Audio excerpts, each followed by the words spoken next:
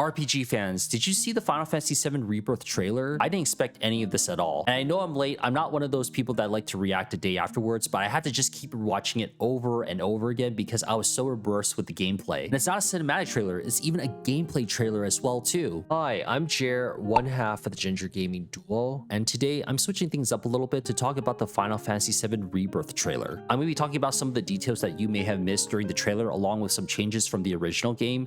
And after watching this trailer, is Final Fantasy VII Rebirth worth the wait, or is it even worth the hype? As the original Final Fantasy VII game is my favorite game of all time, and getting 100% on Final Fantasy VII Remake, also due to the pandemic, I had to do this video. Now, I'm not like the person that goes crazy and really implores on lore, but I do love the game and a fan of the series overall. Also, don't judge me, y'all, but I have not finished Final Fantasy VII Intergrade. But I don't mind y'all spoiling in the comments because I'm such a good guy. But this video does contain spoilers from previous games from the old to the remake, and I will make some presumptions, so don't take my observations as facts, so you have been warned. With that being said, let's get right into it. In the beginning of the trailer, Sector 2 was never discovered in both the original and from the remake. The only sectors we went through from the original game were Sectors 1, 4, 5, 6, 7, and 8. Also, we see Barrett, Red 13, Tifa, and Aerith briefly on stretchers from Midgar Expressway, but we already know this did not happen during the original Final Fantasy VII. Wait, also, weren't they just walking out to the distance on Remake, and how are they back in Midgar? So you already see a lot of changes here in this short scene. When Cloud opens up the door to the light, we are most likely seeing Mithril Mines, and this kind of lines up with the timeline of the game as well too. And maybe, just maybe, this might be Fort Condor, and I'm not entirely sure. And here in the scene, you see that there are chocobo farms, which is similar to the game before you head over to the Mithril Mines. And over here, we see Bugenhagen with his planetarium in Cosmo Canyon, talking about the planets, and sheesh, isn't this so freaking beautiful, man? Now, you can see Cloud running here, but this is just me guessing. This could possibly be going to Mount Coral that transitions into Gold Saucer, or Nibelheim. Okay, so now this one is interesting, because I think I see a Mithril Golem, which I've only seen in Final Fantasy 1,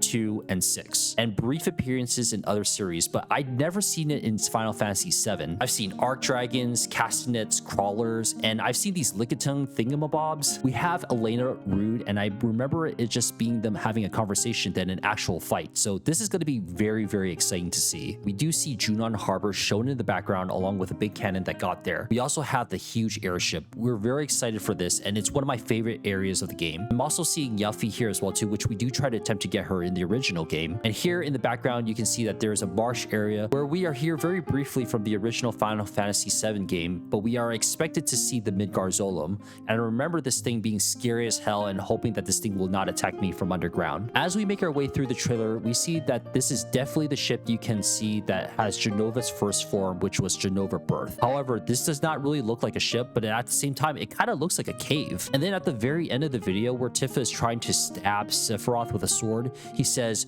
"Do you know I have killed her? So who is she?" Honestly, I have no freaking idea, man. Like, how is Tifa supposed to know who you killed?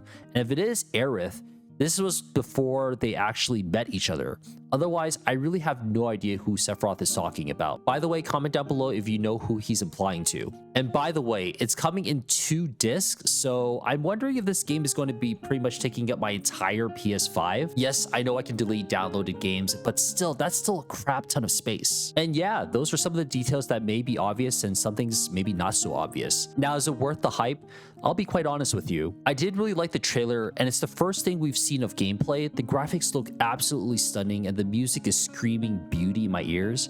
But most of the things we've seen were basically short versions from the Final Fantasy VII game, but basically long extended areas of each part of the game. So remember the swamp literally taking you like a few seconds to get through? It's basically a long version of it. Remember Mithril Cave, getting through it in maybe like 10 or 15 minutes?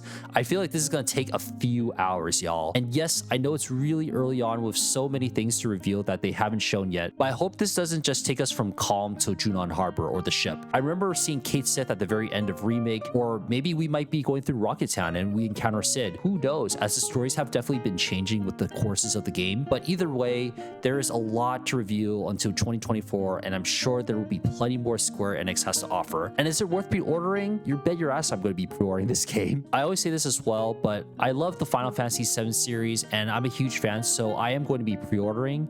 But if you're already enveloped in so many other games, don't pressure yourself to buy the game overall, and you can always wait later on to buy the game. It's always going to be there. But thanks for watching the video, y'all. I'm very passionate about JRPG and RPG games, but I hope to make more videos like this. I know I mentioned earlier in one of my videos that the game was going to be coming out later in 2023, but it looks like it's going to be coming out early 2024, so I'm very excited to see that they are going to be taking a delay and making sure that all the kinks and all the bugs are going to be out of the way. Comment down below and let us know what you are most excited for Final Fantasy VII Rebirth. And if you like video game topics, here's one of me talking about why open world games have been overwhelming, and here's another one down here regarding Jen talking about pixel art games.